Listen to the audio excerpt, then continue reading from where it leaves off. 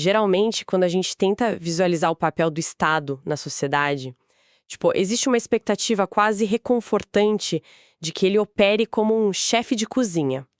Sabe aquele profissional super atencioso que prepara a nossa refeição, aquele que garante que todo mundo tem um prato quente na mesa, que ativamente nutre e organiza a despensa de toda a sociedade? É uma imagem muito acolhedora, a ideia de um provedor que gerencia as necessidades de quem está sob seus cuidados. Com certeza. E é uma imagem que permeia a política há séculos, na verdade. A promessa de um grande zelador coletivo soa simplesmente irresistível para quem busca algum tipo de segurança. Mas o grande problema de entregar a chave da despensa para esse chefe é que, invariavelmente ele precisa cobrar pelo serviço. E a conta pode ser muito, mas muito mais alta do que o valor do banquete que é servido. Nossa, nem me fale. E se essa expectativa do Estado provedor estiver fundamentalmente errada desde a sua raiz? E se, ao exigirmos um chefe de cozinha, a gente acabe criando um sistema que, na verdade, devora a própria comida que deveria distribuir? É uma pergunta pesada, né? Muito.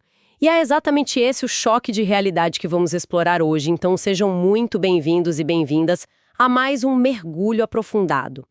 O nosso foco nesta investigação das fontes hoje é um texto clássico escrito lá em 1850, mas que tem um poder de diagnóstico que, parece falar do noticiário de hoje de manhã. Estamos falando do famoso panfleto A Lei, do pensador francês Frédéric Bastiat. Exato. E para trazer toda essa teoria para a nossa realidade prática, a gente conta com o acompanhamento de uma introdução contemporânea. Ela é totalmente focada no cenário brasileiro e foi escrita pelo Eduardo Livy. Perfeito, mas antes da gente mergulhar fundo nos argumentos, um aviso rápido e muito importante para quem está acompanhando a gente. Esse texto bate forte. As nossas fontes de hoje contêm críticas duríssimas, diretas e bem severas a políticas de esquerda, a modelos intervencionistas e ao pensamento socialista no geral. O autor não poupa palavras. Não mesmo. E só para deixar cristalino, a equipe por trás dessa análise não toma partido. Nós não temos torcida para a direita ou para a esquerda e não estamos aqui para endossar as visões políticas do autor. A nossa missão aqui é puramente atuar como tradutores imparciais. Vamos relatar, decupar e destrinchar as ideias originais, doa a quem doer. Tudo isso para que quem nos ouve tenha a informação completa para tirar as próprias conclusões. Essa clareza é fundamental para o nosso mergulho. Porque o objetivo principal aqui é entender os alicerces do que a gente chama de pensamento liberal clássico. Nós vamos dissecar a lógica por trás da visão de Bastiat e descobrir por que ele enxergava a intervenção contínua do Estado não como uma força de cuidado, mas como uma força que é inerentemente destrutiva e desagregadora. E o que é mais legal, a gente vai aplicar essa lente de 1850 aos dados econômicos mais recentes e também aos recortes satíricos que a introdução moderna traz. Certo. Então vamos desempacotar isso. Antes da gente entender por que a lei dá tão errado na prática diária, a gente precisa olhar para a planta baixa do projeto. Tipo, o que a lei deveria ser originalmente, sabe? É bem aqui que a analogia do nosso chefe de cozinha desmorona por completo. Totalmente. Porque para Bastiat, o Estado não deveria chegar nem perto do fogão. Exato. Ele deveria ser, no máximo, um guarda-chuva. Pensa bem na função de um guarda-chuva. A única coisa que ele faz é proteger quem o segura contra uma agressão externa, no caso, a chuva. Um guarda-chuva não te alimenta, não paga sua escola, não te veste. A fonte relata um ponto que para o autor é simplesmente inegociável. A vida, a liberdade e a propriedade são dons da natureza que existem muito antes de qualquer pessoa redigir a primeira legislação humana. Isso é muito importante. Demais. A lei não fabrica a propriedade. Ela é só a organização coletiva do nosso direito natural de legítima defesa. E o que é fascinante aqui é que essa cronologia que ele propõe muda tudo. Se o indivíduo e os direitos dele existem antes da lei, então a lei é apenas uma ferramenta de proteção. Ela é um escudo. E isso nos leva a uma das ideias mais provocativas e contraintuitivas do texto, que é a definição de que a verdadeira justiça é um conceito puramente negativo. Negativo. Olha, confesso que isso soa quase cruel no mundo de hoje. Como assim a justiça não deve fazer nada de positivo por ninguém? É que a palavra negativo aqui não significa algo ruim ou pessimista. Significa, na verdade, a ausência de uma ação forçada. Sob essa ótica rigorosa, a lei não deve obrigar ninguém a fazer nada. Ela não tem o papel de impor a caridade, não tem a função de ditar o que deve ser ensinado nas escolas, não deve direcionar a economia. A única e exclusiva função da justiça negativa é impedir que uma pessoa prejudique a outra. Ah, entendi. É literalmente a negação do crime. Isso, exato. O autor argumenta que um sistema baseado apenas nessa restrição de danos seria incrivelmente estável. Imagina uma sociedade onde o Estado se limita a impedir fraudes e violências. Ninguém teria motivos racionais para culpar o governo pelas suas frustrações pessoais. Faz sentido. Se um negócio quebra, ou se uma colheita falha, a culpa não recai sobre o presidente. Da mesma forma que ninguém processa o governo porque choveu no fim de semana, sabe? Nossa, olhando por esse lado, a lógica é imbatível. Um governo assim seria minúsculo, barato e não geraria aquelas paixões políticas que destroem jantares de família, né? Mas aí surge o grande problema que quem nos ouve já deve estar formulando na cabeça. Se um governo limitado seria tão pacífico, por que a realidade histórica e a que a gente vê agora mesmo ao abrir um portal de notícias é exatamente o oposto? É a grande pergunta. E a resposta que a fonte entrega está no que o Bastiat chama de corrupção da lei. Mas olha, eu preciso fazer o papel de advogada do diabo aqui um pouquinho. A maioria esmagadora da sociedade opera sob a premissa automática de que se algo é legal, se passou pelo Congresso, foi votado e sancionado, então é moralmente justo. Tipo, a lei dita moral. Não é assim que a banda toca? Pois é, mas essa crença de que legalidade é sinônimo de moralidade é, segundo o texto, a armadilha mais perigosa em que uma civilização pode cair. E a corrupção da lei acontece exatamente quando a gente cruza essa linha. Sabe o que ilustra perfeitamente o absurdo dessa armadilha? Tem umas imagens no material de apoio que me pegaram totalmente de surpresa. A começar pela própria capa da edição moderna do livro que estamos analisando. Traz uma imagem fortíssima. É o rosto do revolucionário Che Guevara, que é o símbolo máximo da Revolução Socialista, sendo impiedosamente coberto por uma enorme tarja de tinta amarela, passado por um rolo de pintura. É uma provocação visual muito agressiva. Muito. Que já dá o tom da crítica ao intervencionismo.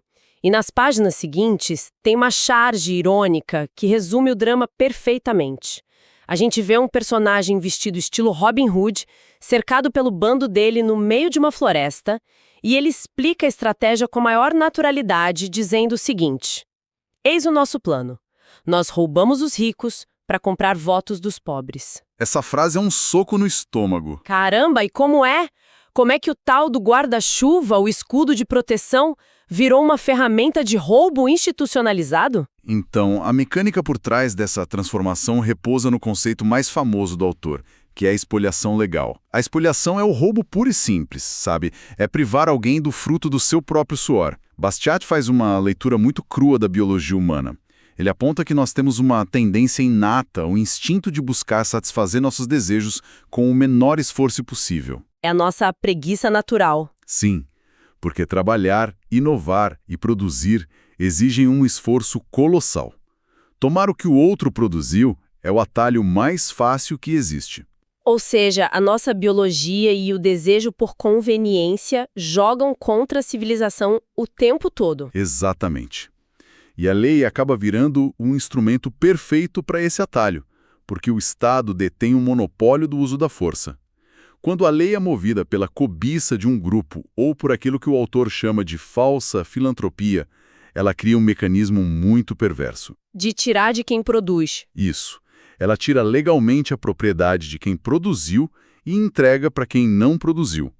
O que seria classificado como um assalto à mão armada se fosse feito por um cidadão comum, passa a ser um direito sagrado quando é feito pelo Estado. É assustador pensar assim. E, para dar uma dimensão prática, Bastiat olhava para os Estados Unidos daquela época, lá em 1850. Ele considerava que era o país que mais se aproximava do ideal de um governo limitado.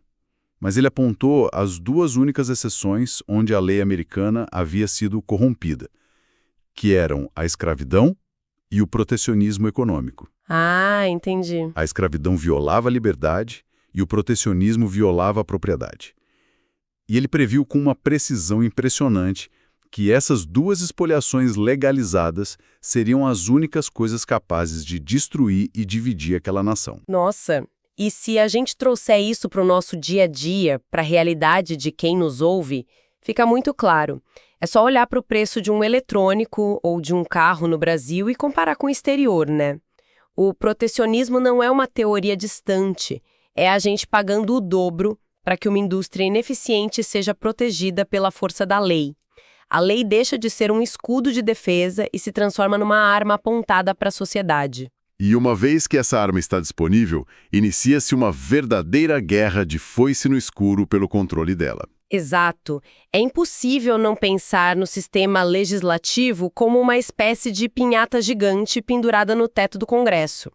Sabe aquela pinhata de festa infantil? Ela está abarrotada de doces, que seriam recursos públicos, subsídios, isenções fiscais, perdões de dívidas, e todos os grupos organizados da sociedade estão correndo para tentar pegar o bastão e bater na pinhata. É uma analogia perfeita. Porque a lógica do sistema incentiva isso, né? O custo de encher a pinhata é diluído em centavos nos impostos de milhões de pessoas que nem percebem que estão pagando. Mas os doces caem concentrados no colo daquele pequeno grupo que conseguiu dar a paulada. Mas aqui, olha, eu chego num ponto que me deixou genuinamente confusa ao ler as fontes. Qual parte? Em meio a essa defesa toda ardorosa da liberdade, Bastiat questiona abertamente o sufrágio universal, o direito incondicional de todos votarem. Peraí, questionar o direito de voto soa como um retrocesso gigantesco e totalmente antidemocrático. Como alguém que tem a liberdade como bandeira ataca a base da democracia. Olha, isso levanta uma questão importante, e a leitura apressada desse trecho realmente gera um choque. Mas a objeção dele não é um ataque ao povo. É uma conclusão estritamente lógica sobre o funcionamento dessa máquina de espoliação que a gente acabou de falar. A análise dele parte da premissa de que quem vota não decide apenas as regras da sua própria casa, mas impõe um destino a toda a comunidade através da força do Estado. Certo. O colapso acontece quando o voto universal é introduzido em um sistema onde a lei já foi corrompida e já é usada para o roubo legal. Historicamente, as elites usavam a lei para oprimir e espoliar as massas. Quando essas massas finalmente ganham o direito ao voto e o poder político, a expectativa ingênua é de que elas desfaçam o sistema de privilégios. Mas não é isso que acontece na prática. Raramente, porque a eliminação total da expoliação legal exigiria um grau de esclarecimento político e um desapego que as sociedades dificilmente possuem. Em vez de destruir a máquina de roubo, os grupos que foram recém-empoderados percebem que agora é a vez deles de segurar o bastão da pinhata. Ah, claro. Eles querem os doces também. Exato. Eles buscam participar da expoliação para compensar as perdas do passado. E aí se estabelece um ciclo de represálias legalizadas. É a transição bizarra do poucos roubam de muitos para o todos roubam de todos. É bem por aí. Se a lei fosse mantida estritamente dentro daquele conceito negativo, focado apenas em proteger a vida e a propriedade, o direito ao voto perderia esse peso quase apocalíptico que tem hoje. Porque quem vota, mesmo que ganhe a eleição, não teria o poder institucional de usar o governo para confiscar o dinheiro de quem perdeu. No momento em que a lei tem o poder de tirar de A para dar a B, todo mundo exige participar da criação das leis, seja para tentar se defender do assalto ou para garantir a sua própria cota do saque. É a receita perfeita para o caos social permanente. Aqui é onde a coisa fica realmente interessante, porque a gente avança quase 2 séculos na linha do tempo e vê como essa ideia de todos expoliarem todos se mascara de justiça social de maneiras super bizarras. Os textos de apoio e a introdução focada no Brasil trazem recortes que fariam Bastiat rir ou chorar. Tem uns exemplos ótimos ali. Tem uma charge simplesmente inacreditável, onde uma mulher entra numa sala com uma placa na porta que diz Associação de Anarquistas. Aí o suposto anarquista, com o visual mais subversivo possível, atende o telefone e diz: Bom dia, somos uma ONG financiada pelo governo. Gente, é a ironia elevada à enésima potência. É um absurdo total, né? Mas a coisa vai além do humor. As fontes trazem recortes reais de jornais mostrando que ONGs ligadas a movimentos historicamente radicais, que clamam pela derrubada do sistema, como alas do MST no Brasil, promovem essas lutas ao mesmo tempo em que recebem milhões em repasses de verbas federais. O Estado financia os próprios movimentos que agitam contra o Estado. Como a gente explica um nó desses? O que a gente percebe nesses exemplos é o estágio final da captura da máquina pública, quando a lei perde qualquer compromisso com um bem comum mais abstrato e se converte abertamente num balcão de negócios privados. Grupos de interesse descobrem que a retórica revolucionária é a chave perfeita para abrir os cofres públicos. Usam o discurso para pegar a verba. O Estado não é mais o protetor neutro. Ele é o prêmio a ser saqueado e ele mesmo fornece as armas para os saqueadores se eles tiverem a narrativa certa. E o preço disso é pago na ponta por quem está tentando trabalhar, né? A introdução do Eduardo Levy traz dados que desenham a consequência prática de transformar a lei num balcão de negócios. O material cita o Índice de Liberdade Econômica, que na época da análise colocava o Brasil numa amarga 122ª posição. É uma posição bem cômoda. A gente fica muito mais próximo da asfixia regulatória de uma Coreia do Norte ou Venezuela do que do Chile, por exemplo, que brilhava no 7º lugar. E a fonte detalha os mecanismos reais desse atraso. Não é só um número solto numa planilha, sabe? Tem um impacto real. Sim, é uma burocracia tão sufocante que exige dezenas de alvarás só para alguém conseguir abrir uma simples padaria. São leis trabalhistas tão engessadas que supostamente foram criadas para proteger o trabalhador, mas que acabam empurrando mais da metade da força de trabalho do país para completa informalidade. Quem nos ouve sabe muito bem, o trabalhador vira MEI, sem rede de proteção nenhuma, simplesmente porque o custo de seguir a lei é a falência da pequena empresa que tentaria contratar ele. É o efeito reverso da intenção original. E para gerenciar todo esse caos burocrático, tem um dado assustador na fonte. O Brasil possuía impressionantes 23.941 cargos comissionados no governo federal. Cargos de indicação política, sabe? Para ter uma ideia da loucura desse número, os Estados Unidos tinham cerca de 8.000 e a França 4.800. É uma máquina que engorda apenas para sustentar o próprio peso. Nossa, essa descrição das engrenagens travadas da economia brasileira é a materialização perfeita do grande conflito apontado na obra, que é a ilusão de que a fraternidade pode ser forçada pela lei sem destruir a liberdade no processo. É muito comum que políticos, muitas vezes até movidos por uma empatia autêntica diante das desigualdades brutais, concluam que o Estado deve agir de forma positiva. Eles prometem educação gratuita, moradia para todos, crédito subsidiado, prometem nivelar a riqueza através de decretos. É o que o autor chama de falsa filantropia, né? A promessa que não mostra o boleto para quem vai pagar. Exatamente, por causa do meio empregado. A lei não gera riqueza do nada. A lei atua exclusivamente através da força e da coerção. Portanto, impor a solidariedade por decreto significa, sem alternativa, confiscar a propriedade e o suor de alguns sob a ameaça concreta de multas ou prisão para entregar a outros. É uma lógica bem dura. Sim, porque se alguém é forçado com uma arma na cabeça a doar dinheiro para um orfanato, o orfanato até se beneficia, mas a pessoa não cometeu um ato de caridade. Ela foi roubada. A justiça organizada pelo Estado exclui a possibilidade de usar essa mesma força policial para organizar o trabalho, a indústria ou a doação sem destruir o livre-arbítrio. E as fontes também tocam num ponto vital sobre como as palavras são usadas para confundir tudo isso no debate público moderno. A confusão com a palavra liberal. Esse é um detalhe linguístico que causa um estrago gigante. É uma verdadeira torre de Babel conceitual. Se alguém pegar um texto americano traduzido ao pé da letra, vai entender tudo errado. Historicamente, e no uso correto no Brasil e na Europa, o termo liberal define a defesa do livre mercado, do direito de propriedade e de um Estado mínimo apenas nas funções de defesa. Mas, nos Estados Unidos, a partir do século XX, Essa mesma palavra foi progressivamente apropriada e passou a significar o exato oposto. Lá, liberal é a ala política da esquerda, defensora de alta intervenção, aumento de impostos e estado de bem-estar social. Essa inversão de sentido vira uma armadilha imensa para quem tenta acompanhar debates globais ou ler teorias econômicas sem esse cuidado prévio. Para deixar bem claro, então, para a nossa audiência, se alguém lê no Twitter ou vê numa entrevista um americano se chamando de liberal, ele está pedindo mais Estado intervindo na vida dele.